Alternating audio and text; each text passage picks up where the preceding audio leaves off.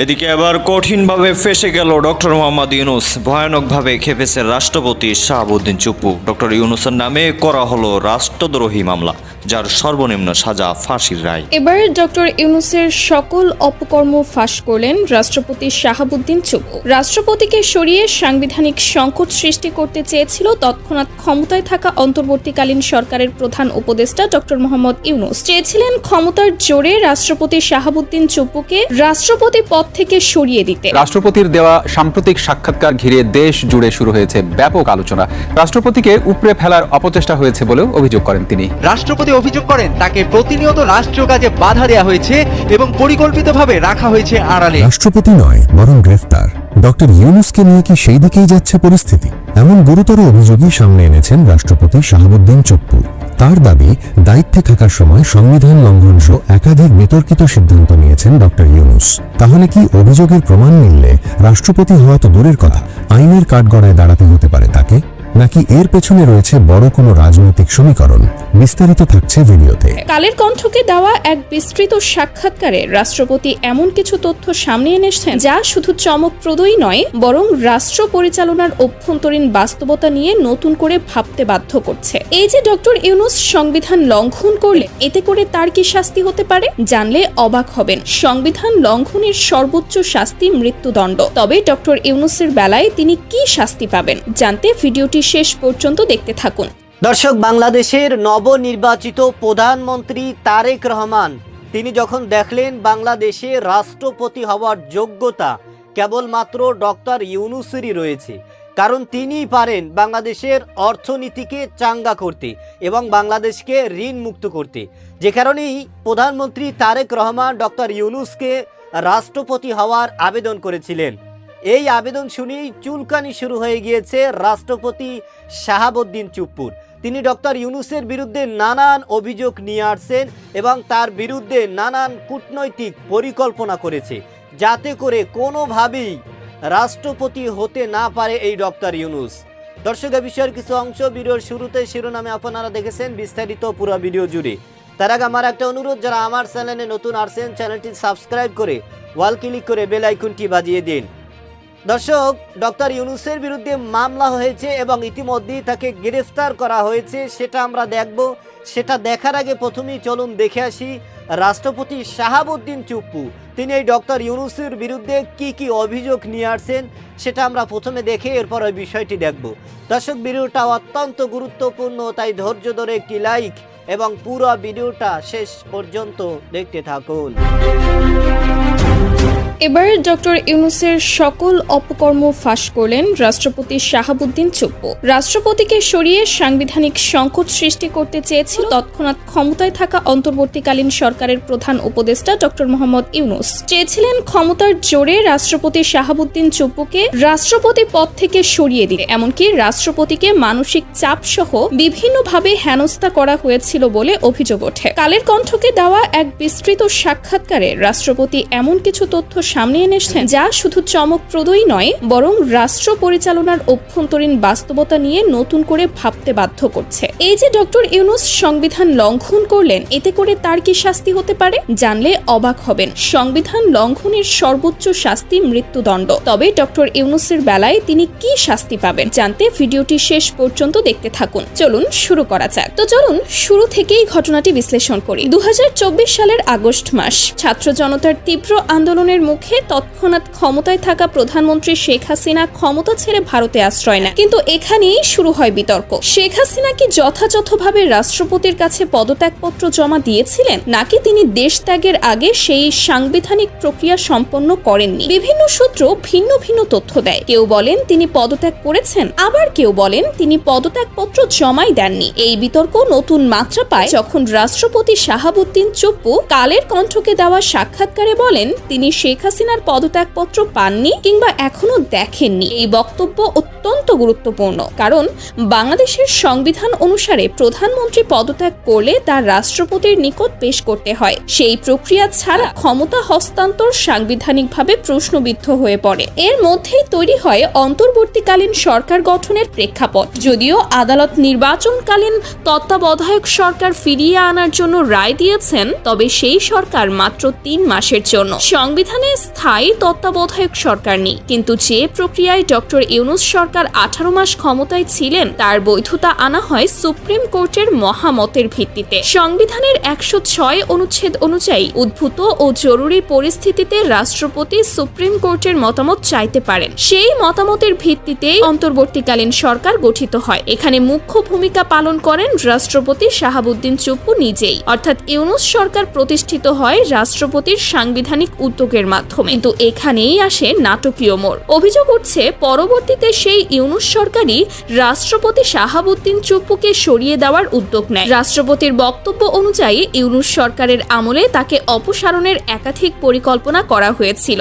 রাজনৈতিক দল ও ছাত্র জনতার কিছু অংশের চাপকে সামনে রেখে রাষ্ট্রপতিকে সরিয়ে দেওয়ার চেষ্টা করা হয়। এমনকি সরাসরি চক্রান্ত করে একজন সাবেক প্রধান বিচারপতিকে অসাংবিধানিকভাবে রাষ্ট্রপতির পদে বসানোর পরিকল্পনাও করা হয়েছিল। তবে সেই সাবেক প্রধান বিচারপতি নিজেই প্রস্তাব প্রত্যাখ্যান করেন। যদি এটি সত্য হয়, তাহলে এটি কেবল রাজনৈতিক পদক্ষেপ নয়, এটি রাষ্ট্রের সাংবিধানিক কাঠামোকে পাশ কাটিয়ে ক্ষমতার পুনর্বিন্যাসের চেষ্টা। রাষ্ট্রপতির আরেকটি গুরুত্বপূর্ণ অভিযোগ, ইউনূস সরকার বঙ্গভবনকে প্রায় অকার্যকর প্রতিষ্ঠানে পরিণত করেছিল। রাষ্ট্রপতির প্রেস উইং সম্পূর্ণ প্রত্যাহার করে নেওয়া হয়। প্রেস সেক্রেটারি, ডেপুটি অ্যাসিস্ট্যান্ট সবাইকে সরিয়ে দেওয়া হয়। বিদেশি মিশন থেকে রাষ্ট্রপতির ছবি রাতারাতি নামিয়ে দেওয়া হয়। জাতীয় দিবসের কোরপত্রে রাষ্ট্রপতির বাণী প্রকাশ বন্ধ করে দেওয়া হয়। প্রধান উপদেষ্টা ডক্টর ইউনূস একবারও বঙ্গভবনে আসেননি, বিদেশ সফরের কোনো রিপোর্টও দেননি। এখানে সংবিধানের 145 ক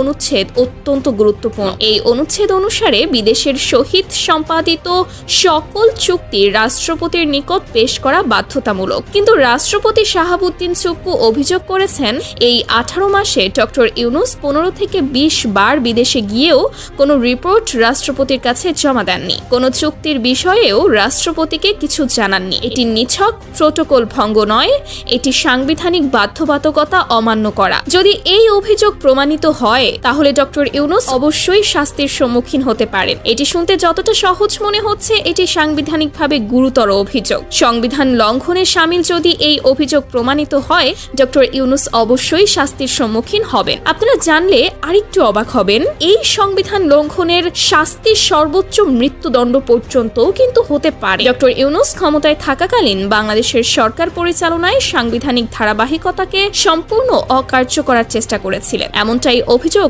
রাষ্ট্রপতির। রাষ্ট্রপতি যদি অপসারিত হতেন, তাহলে একটি সাংবিধানিক শূন্যতা সৃষ্টি হতো। সেই সময় দেশের জবাবদিহিতা ভেঙে পড়ত। যে কেউ যে কোনো কিছু করে ফেলতে পারত, শাস্তির ভয় থাকতো না। রাষ্ট্রবিরোধী গোষ্ঠী, জঙ্গি সংগঠন সবাই সুযোগ নিতে পারত। দেশ অস্থিতিশীল হয়ে পড়ত। এই পরিস্থিতিতে বিএনপি স্পষ্ট অবস্থান নেয় রাষ্ট্রপতিকে অপসারণের বিরুদ্ধে। বিএনপির শীর্ষ নেতৃত্ব, দলের চেয়ারম্যান জনাব তারেক রহমান রাষ্ট্রপতির পাশে ছিলেন। রাষ্ট্রপতির সাক্ষাৎকারে উঠে এসেছে, সবচেয়ে কঠিন সময়ে বিএনপি সাংবিধানিক মূল্যবোধ রক্ষা করেছে, যেখানে ইউনূস সরকার তা ভঙ্গ করার জন্য উঠে পড়ে লেগেছিল। এটি বর্তমান রাজনৈতিক বাস্তবতায় অত্যন্ত তাৎপর্যপূর্ণ। প্রশ্ন হলো, ইউনূস সরকার কেন এমন করত? বিশ্লেষকরা বলছেন, হয়তো রাষ্ট্রপতিকে নামমাত্র একটি পদে রেখে কার্যত সব ক্ষমতা নিজেদের হাতে কেন্দ্রীভূত করার পরিকল্পনা। দর্শক, আপনারা জানেন বাংলাদেশে রাষ্ট্রপতি কে হবে এ নিয়ে সামাজিক যোগাযোগের মাধ্যমে তুমুল আলোচনা এবং সমালোচনার ঝড় উঠেছে।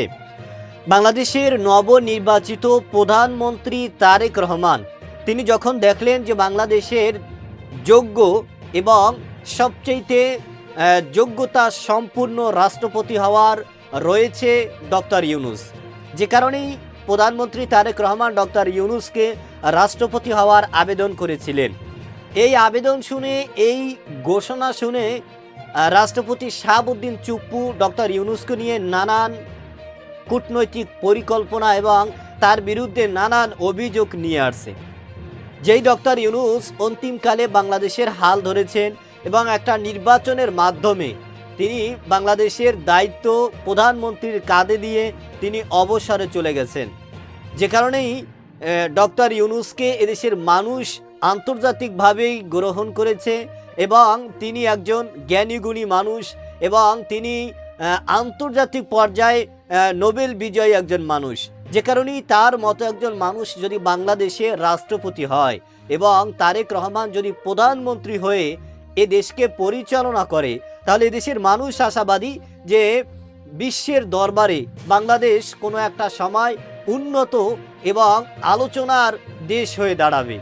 যে কারণে রাষ্ট্রপতি শাহাবুদ্দিন চুপ্পু তিনি ক্ষমতায় বসে সব সময় ক্ষমতার অপব্যবহার করেছেন এবং তিনি সবসময় আওয়ামী লীগের পক্ষ নিয়ে কথা বলেছেন এবং আওয়ামী লীগই কিন্তু তাকে রাষ্ট্রপতির পদে দায়িত্বে বসিয়েছিলেন, যে কারণেই ডক্টর ইউনূসকে কোনোভাবেই রাষ্ট্রপতি হিসাবে মেনে নিতে পারছে না এই রাষ্ট্রপতি শাহাবুদ্দিন চুপ্পু, যে কারণেই তিনি ডক্টর ইউনূসের বিরুদ্ধে মামলা করেছেন এবং মামলার কারণে অতি দ্রুত যাতে করে ডক্টর ইউনূসকে গ্রেফতার করা হয়, আটক করা হয়, এজন্য তিনি কঠিন হুঁশিয়ারিও দিয়েছেন।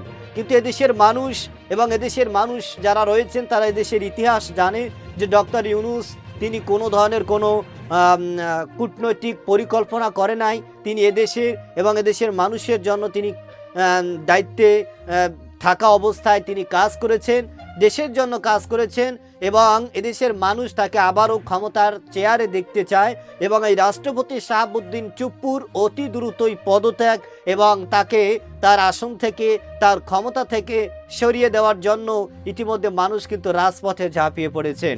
দর্শক, এই ব্যাপারে আপনার কি মতামত? ডক্টর ইউনূস যদি রাষ্ট্রপতি হন তাহলে সেক্ষেত্রে দেশের মঙ্গল হবে এবং দেশের ভালো হবে, নাকি রাষ্ট্রপতি শাহাবুদ্দিন চুপ্পু তিনি দেশের জন্য দেশের মানুষের জন্য উপযুক্ত? সেটা কমেন্ট সেকশনে অবশ্যই জানাবেন।